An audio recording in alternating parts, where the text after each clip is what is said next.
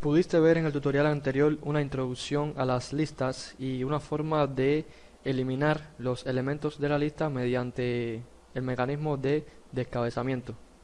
Ahora, si queremos eliminar más de un elemento de la lista, como por ejemplo los dos primeros elementos, ¿qué podemos hacer? Bueno, si la cabeza, en este caso, que fue la que eliminamos, poniendo acá, o sea, devolviendo L sin esa cabeza, podemos devolver esta L sin los dos primeros elementos de la lista, teniendo o sea, quitando las dos primeras cabezas.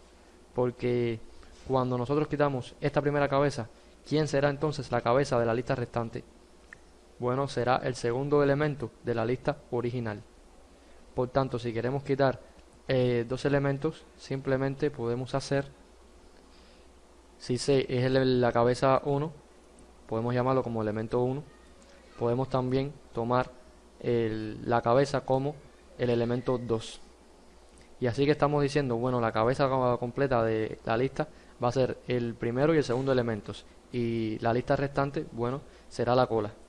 Y si la devolvemos, pues estaríamos entonces descabezando el elemento 1 y el elemento 2. Si consultamos y pedimos dame cabeza, que en realidad ya no sería dame cabeza, sería elimina dos cabezas. Bueno, pasamos aquí la lista 2, 3, 4 y 5. Y vamos a devolver el resultado en L. Como puedes ver, nos devuelve 3, 4 y 5. ¿Por qué? Porque la cabeza que eliminó se está formada por los dos primeros elementos. Una cosa a tomar en cuenta acá es que E1 y E2 son variables que en realidad no las utilizamos porque son los elementos que estamos eliminando. Por lo tanto, estas dos variables podemos sustituirlas por funciones, o mejor dicho, por variables anónimas que se registran de esta manera. Así, siempre adáptate a que cuando no vas a utilizar variables, pues decláralos como funciones anónimas. En este caso, si compilamos, puedes observar que va a dar el mismo resultado. ¿Ves?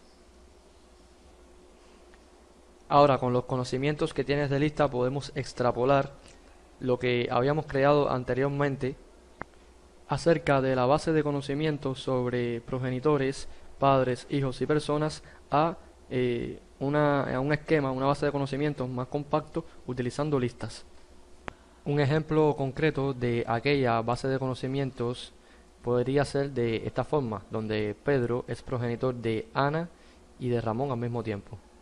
Bien, esto lo podemos simplificar poniendo que Pedro tiene una lista de progenitores, poniendo de esta forma a Ana,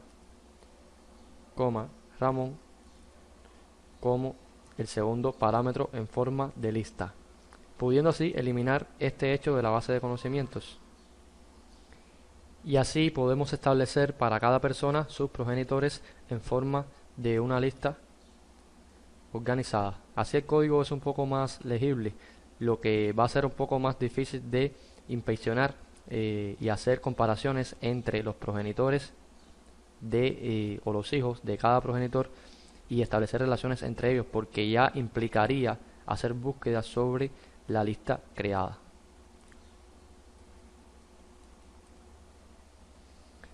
Ahora, teniendo esto organizado de esta forma, cuando hagamos alguna pregunta va a estar un poco más eficiente, porque en el caso anterior teníamos para preguntar los progenitores de Pedro, teníamos que decir progenitor y poner acá dentro Pedro, X para que nos lo devuelva y poner punto y coma para que siga iterando o haciendo backtracking en la búsqueda de más soluciones, o sea, más progenitores donde el primer argumento sea Pedro. En este caso él va a iterar una sola vez y cuando encuentre a Pedro lo va a poner en la lista L, teniendo ya en esa lista a cada uno de los hijos de Ramón, de Pedro mejor dicho, que sería Ana y Ramón.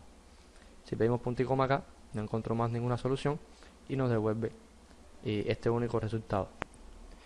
Ahora bien, si nos hacemos la pregunta con la base de conocimientos vieja que tenemos acá y comentaríamos la nueva, nos hacemos la siguiente pregunta. Bueno, yo quiero saber quién es el primer hijo de Pedro.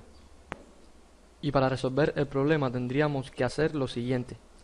Tendríamos que preguntar por el progenitor de Pedro y que me lo guarde en una variable y luego cuando unifique hacer un corte para que no me busque más ningún resultado, quedando de esta forma una regla como la siguiente. Primer hijo, vas a decirme quién es el progenitor y lo vas a guardar en la variable hijo, y esto se va a cumplir cuando me des el progenitor de EP, guárdamelo en hijo y no me busques más ninguna solución, haciéndolo con el operador corte que vimos en los tutoriales pasados. Si lo hacemos de esta forma, vamos a compilar y hacemos la pregunta, bueno, dame el primer hijo de Pedro y guárdamelo en H. Nos devuelve Ana, que está bien, el primer hijo de Pedro es Ana y el segundo vendría siendo Ramón. Pedimos más soluciones y como puedes ver nos devuelve que no. Pero mira todo lo que tuvimos que hacer, tuvimos que incluir el uso de cortes en la implementación de esta regla. ¿Y qué tal si lo hacemos utilizando las listas? Bien, utilizando las listas sería un poco más fácil. Vamos a comentariar acá, vamos a descomentariar esto.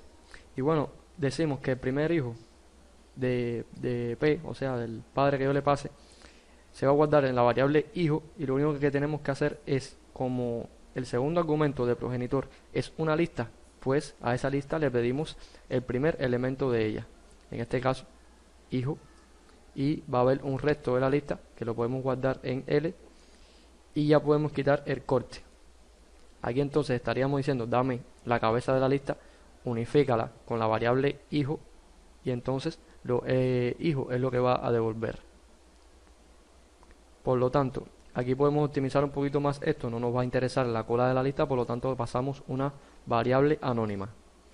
Vamos entonces a guardar, consultamos, preguntamos el primer hijo de Pedro y como puedes ver te devuelve Ana, ponemos punto y coma, no nos devuelve más nada, siendo así el resultado exactamente igual al anterior. Observa que escribimos menos y es un poco más legible y compacto el código para resolver este problema. Bien, sin más, nos vemos en un próximo encuentro para seguir conversando sobre listas.